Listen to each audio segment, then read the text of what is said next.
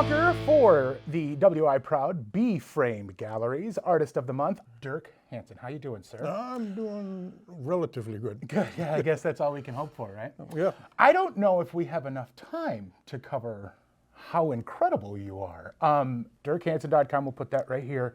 Go on that website. In there, he has a video that he put together about his origins that kind of discusses where you started. You are completely self-taught? Yeah. How does this come out of somebody who is so, it's mind-blowing how talented you are. No, you got to have an open mind, and you got to be willing to take the lumps. You know, I threw away a lot of stuff, believe me. Sure. So you started by fixing canvases? Yeah. Yeah, that was my, when I'm from Germany. Right.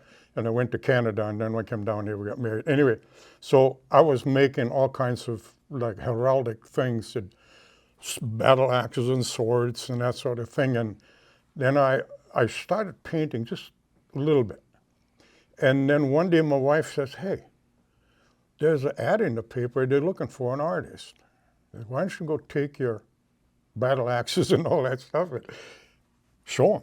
So I got all my stuff under my arm, and away I went and showed them, and they loved it. So they were making wall accessories as well. But within that company, there was a portion that they imported paintings from Europe. And it wasn't China at that time, it was Europe, the Dutch and the Germans. And anyway, and little by little, some paintings, they come in these big rolls. When they pull them apart, a little got stuck and peeled the paint off. And pretty soon there was this big pile of paintings laying in the corner. And he said, hey, my boss said, hey, can you paint? And I said, not really. He said, here's the credit card, go buy everything you need in the art store, and you're going to fix all these paintings. And that's how it started. You know, So how do you even know what to buy when you went to the art store? well, I mean, you know, these paints and brushes. Sure, okay, yeah, sure. But I mean, I walk into an art store and I see the same paint that you use to paint a house as you do a painting, right? So did you just luck out, or was there just intuition there? No, I mean, I knew enough about it, that, Sure, you know, but sure. not really, you know. I don't mean to get too caught into the minutia of I'm sorry, I'm just fascinated by how you can teach yourself to be a world-class painter by, no offense, dumb luck in some ways. Dumb luck? Wait a minute. No, sure. Again, I'm not taking anything away from your self-teach. I'm not taking anything away from your talent, but they're just, and again, I say that with respect because there is a lot to be learned from just giving into the universe, right? And going with where it's pushing you. Is that fair to say? I think so. You know, again, when you get started on something, if you set your mind to it, and you're willing to look around, and because I think I've learned most of it because I very early came to the conclusion there's always somebody better than you. You know, and those are the people that I want to look to. Sure. And I did have a friend in Texas, and every once in a while I could go visit him in his studio, and so I could watch him paint. And he showed a few things, but it was not like taking a lesson. But I did a lot of video on him because he was a very, very famous painter in Texas, A.D. Greer. And you could, I think still today, you can take one of his paintings, take to the bank, and they give you a loan on it. Sure. Okay. Yeah. I think you take one of your paintings to the bank, they'll give you a loan on that as well. I don't know if I'm at that level. Now, there is something you just touched on that is also true. You believed in yourself because at some point, you got to the end of those fixable canvases, and then you decided, I'm going to do this. Yes, I did. Tell me about that conversation, because that I think to your boss was one conversation, to your wife was another. Yeah, that was. I don't know. I just decided one day, I went to my boss and said, yeah, I'm going to go paint full time, and he says, oh really, you know, and I said, yeah, I'm going to quit. And he said, you've got to be kidding. I said, no, I want to paint. I said, I've learned enough here, and I appreciate you letting me do all this. And then I went home and I told my wife that I could quit my job and want to go paint full time. And I don't think I can repeat what she said, but, you know, it was something to the effect of, you know, I hope you thought the thing through because you're on your way out. In perfect French. Yes. Right, yeah. But, you know, she had a cousin that was a salesman. And then we made a deal, so he'll come and he'll get the paintings and he'll go out and sell them in furniture stores and all this stuff. And you did pretty good, but there were some times where, you know, by that time we had 2 kids and, you know, we just bought the house. And there was a couple of times where we drove all the way down to Fort City, Iowa to deliver some paintings like for $250. Sure. You know. Yeah. Wow. So, and again, we're just scratching the surface as to how incredible this man is, and we'll get to that in just a bit. But I want to touch on something. You're also a musician, right? Yeah, music's been with me a hell of a lot longer than art. How? So, I don't know that I call myself a musician. I can play guitar, right? How much does your musicianship play into how you attack painting? Because to me, when you play for a room, you can feel that room, and then you start playing. You're playing your stuff, but you can feel what that room's doing, and you entertain that room. That's a lot like what you did with your painting. Yeah, but entertain my mind. Yeah. You know, it's the music. The way I started the music. When I was a little boy, and we'd go to the swimming pool in the summertime.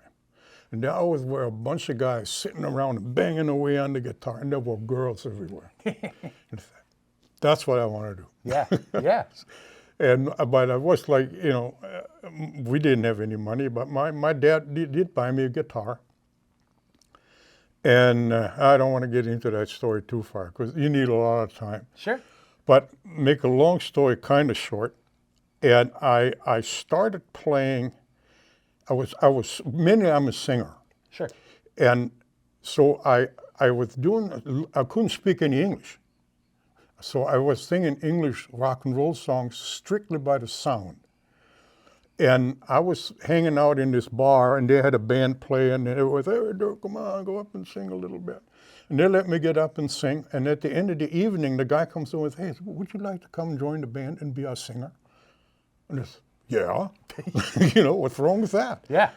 So I got all my stuff, and we went away, and we played in Frankfurt and Munich. We went to play in a place in Hamburg, a place called the Kaiserkeller.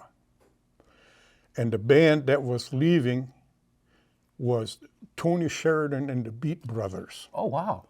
But they went back to England. Tony Sheridan stayed in Hamburg, and the rest of the guys went back to England, and then they got a new drummer by the name of Ringo. And the next time I saw them, they were a kind of kitty corner across the street in the Star Club in Hamburg. Okay. So we played the Kaiserkeller twice. And then I joined another band in Frankfurt, and we became the Fireballs. And we played all over Europe, Holland, Belgium, France. If anybody didn't catch what he's just talking about, that's like music history that he's talking, the clubs that you were playing in, and, Yeah. and those bands eventually became the Beatles, by the way. Wow. Yeah. So again, with your music and your painting, we're just scratching the surface. You've driven cattle. You've lived lives they write movies about, sir. How did any of this happen?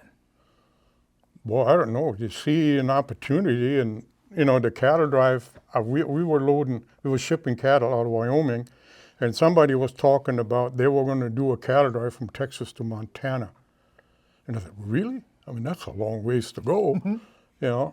And so I found out a little more about it. So I went down to Texas and met with the people that were putting it on, and I offered them my video service so that I'll produce the video on the cattle drive.